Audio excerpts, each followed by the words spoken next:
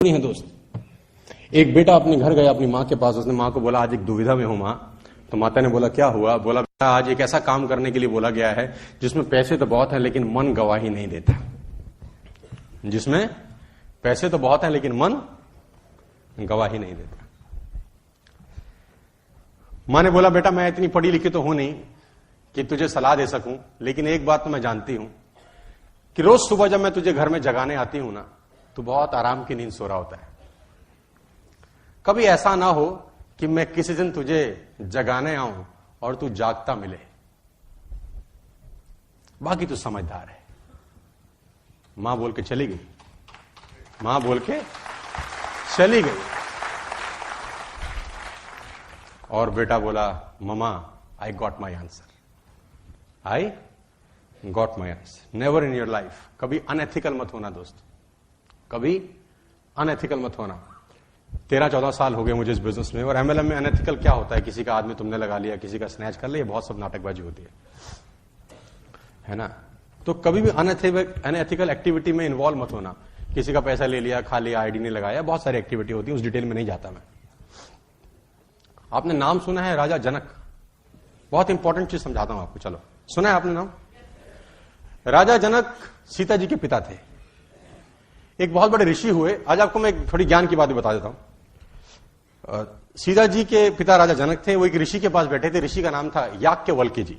याज्ञवल्क्य जी। तो राजा जनक और उनकी आपस में बात चल रही थी। तो राजा जनक याज्ञवल्क्य जी से पूछते हैं कि ऋषिवर, आदमी किसकी रोशनी से देखता है? तो ऋषि बोले राजा कैसी बात कर रहे हो? तो बड़ी छोटी सी बात तुमने पूछी है।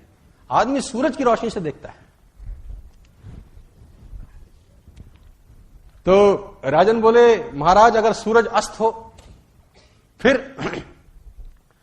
तो ऋषि बोले फिर आदमी चांद की रोशनी से देखता है। तो बोला महाराज अगर अंधेरों से भरी रात हो, अमावस हो, तारे हो, फिर?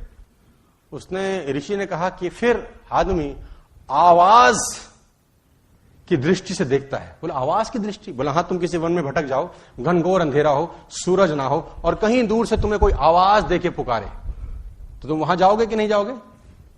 आवाज से दिखाई तो नहीं देगा, क्योंकि मालूम चल जाएगा कि कहां जाना है।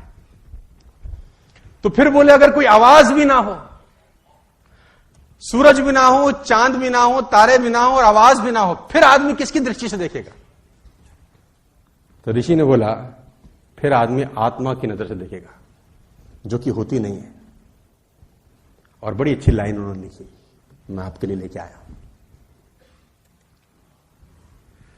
उसने कहा जो विशेष ज्ञान से भरपूर है, जीवन और ज्योति से भरपूर है, जो हृदय में विद्यमान है, अंतकरण की ज्योति में और सारे शरीर में विद्यमान है, वही आत्मा है। जब कहीं कुछ दिखाई नहीं देता तब आत्मा की ज्योति ही जीवन जगत को प्रकाशित करती है।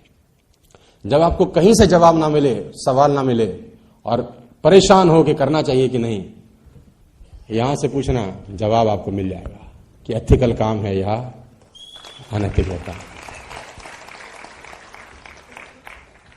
देखो मैं उस दिन भी समझा रहा था किसी को कि कर्म फल जो है ना वो भोगना पड़ता है यार। गलत मत करना कभी भी, इस बिजनेस में क्या जिंदगी में मत करना। वो एक आदमी गुस्से में अपने मैनेजर को चांटा मार गया। पता नहीं उसको किस बात का गुस्सा था, उसने अपने मैनेजर को एक दिया। अब मैनेजर उसका एम्प्लॉय था, बेचारा कुछ कर नहीं सका। मैनेजर घर गया, सारा गुस्सा बीवी पे निकाला, एक उसने बीवी को दिया। अब बीवी क्या करती? बड़ा गुस्सा था, उसने बड़े वाले लड़के पे एक मारा। अब बड़े वाले लड़के का बस ना मां पे चले ना बाप पे, उसका छोटा भाई बैठा था, खेल खेल में उसने एक रपेट उसको दिया। दुकानदार ने मैनेजर को चपेटा, मैनेजर ने बीवी को मारा, बीवी ने बेटे को मारा, बेटे ने छोटे भाई को मारा। अब छोटा भाई के घर में और कुछ था नहीं जिसको पीट सके, तो गुस्से में बाहर गया, बाहर कुत्ता था, उसे लात मारी। अब कुत्ते को जब लात मारी, कुत्ता भागा और उसने एक आदमी के पैर में काटा, और वह आदमी वही था जो दुकानदार जिसने मैनेजर को मारा था। तो मैं आपको बता दूं, एक चांटा भी किसी को गलत मारा तो कर्म फल तो भोगना ही पड़ता है सर। आप सोचो कि कुछ नहीं है तो खाता चल रहा है, उसका खाता बड़ा शानदार है, उसके खाते में 0.00001% एरर, नहीं होता है ना। वो कहते हैं ना कि आंख ने फल देखा तो मन में लालसा हुई। अब आंख तो फल देखने तोड़ने जा नहीं सकती, फल देखा आंख ने, गए पैर। अब पैर ने देखा तो पैर तोड़ नहीं सकते, फल तोड़ा हाथ ने। जिसने देखा वो गया नहीं, जो गया उसने तोड़ा नहीं, जिसने तोड़ा उसने खाया नहीं, जिसने खाया उसने रखा नहीं, चला गया पेट में। और थोड़ी देर में जब माली ने देखा तो डंडे लगे पीठ को। पीठ ने बोला हाय मेरा क्या कसूर था। लेकिन जब डंडे लगे पीठ को तो आंसू निकले आंख से, देखा उसी ने था। तो कर्म फल भोगना है यार। तो आत्मा से इस काम को करना अपने जिंदगी में। और मैं आपको एक प्रसंग सुना देता हूं, यहां पर शायद आपके काम आ जाए। मैं 2 ग्रंथों से बड़ा प्रभावित हूं, रामायण और महाभारत, और मैं अक्सर इनकी बातें भी करता रहता हूं ताकि वो पुराना इतिहास जो है उसमें जितना कुछ सीखने को है वो दुनिया में कहीं सीखने को नहीं है। बहुत कुछ सीखने को है राम जी के जीवन में, कृष्ण जी के जीवन में बहुत कुछ सीखने को है। और रामायण एक ऐसा पात्र है और ऐसी ग्रंथ है जिसमें एक एक चीज सीखने को है। मैं कभी कभी कुछ लेडीज से बात करता हूं, हम तो बहुत दुखी हैं जी, पति बेकार मिला है, बच्चे नालायक हैं। मतलब मेरी बात को अदरवाइज मत लेना, 70 to 80% पुरुष भी मिलते हैं रोते, महिलाएं भी रोती मिलती हैं। मैं आपको बताना चाहता हूं, जितनी भी महिलाएं, बहनें, माताएं यहां पर बैठी हैं, सीता जी के पिता थे जनक, और बहुत बड़े ज्ञानी कहा जाता है। जिनके घर में शादी हुई ससुर से दशरथ, जिनके बेटे खुद भगवान हुए, और जिनसे शादी हुई वो स्वयं भगवान। जितना दुख उन्होंने भोगा है तुम में से सब मिलके भी नहीं भोग पाते। तो रोने का जरूरत नहीं है। हाय हाय हाय हाय, दुख ही दुख है। एक एक पात्र से सीखने को है, राम जी से अलग सीखने को है। भरत कमाल का काम है, मुझे बताने को खुशी होती है कि आत्मा से इस बिजनेस को करना। भरत जी को गद्दी सौंप रहे हैं, है ना। राम जी वनवास चले गए, भरत जी को बोला अब कोई नहीं है, 2 वचन थे, एक भाई ने पूरा कर दिया, दूसरा तुझको पूरा करना है कि तुझे राजगद्दी पे बैठना है। पिता मरते होकर 2 वचन दे गए हैं। भरत ननिहाल थे, ननिहाल से जब लौटे उनको बताया गया सारा प्रपंच हुआ है। भरत को बहुत गुस्सा आया, वो गद्दी पे नहीं बैठे सो नहीं बैठे।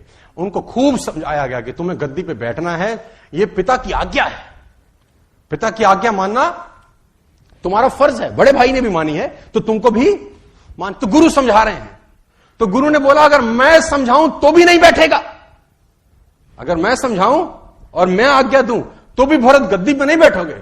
भरत ने बोला गद्दी पे बैठ तो जाऊंगा गुरुजी, लेकिन ये धरती रसातल को चली जाएगी, ये धरती रसातल चली जाएगी अगर मैं गद्दी पे बैठ गया। तो गुरुजी ने बोला भरत कैसी बात करते हो, इस धरती पे रावण कुंभकर्ण जैसे राक्षस हुए तब धरती रसातल नहीं गई है। रावण कुंभकर्ण जैसे राक्षस हुए, धरती रसातल नहीं गई। हिरण्याकश्यप जैसे राक्षस हुए, धरती रसातल में नहीं गई। भरत जैसा महात्मा बैठेगा तो धरती रसातल को चली जाएगी, कैसी बात करते हो। भरत ने बोला महाराज कुंभकर्ण रावण का भार धरती माता सहन कर लेती है क्योंकि उसको पता है कि राक्षस है। हिरण्याकश्यप का भार धरती माता सहन कर लेती है क्योंकि उनको पता है राक्षस है। लेकिन जब रावण, कुंभकर्ण और हिरण्याकश्यप का काम राम का छोटा भाई करने लगे तो धरती माता भरोसा किस पे करेगी, ये तो रसातल को ही चली जाएगी। मैं नहीं बैठूंगा। वो नहीं बैठे सो हमारा तो 4 इंची दीवार इधर उधर हो जाए बस, भगवान कसम कोर्ट केस हो जाते हैं। किसी का बंदा, किसी का पड़ोसी इस सेमिनार में कोई और ले आए, हो भाई साहब ये तो मेरा पड़ोसी है, इसको कौन लाया है, अब ताड़ो, अब ये ताड़ रहा है, अब अच्छा ये लाया है, कुछ नहीं कहेगा।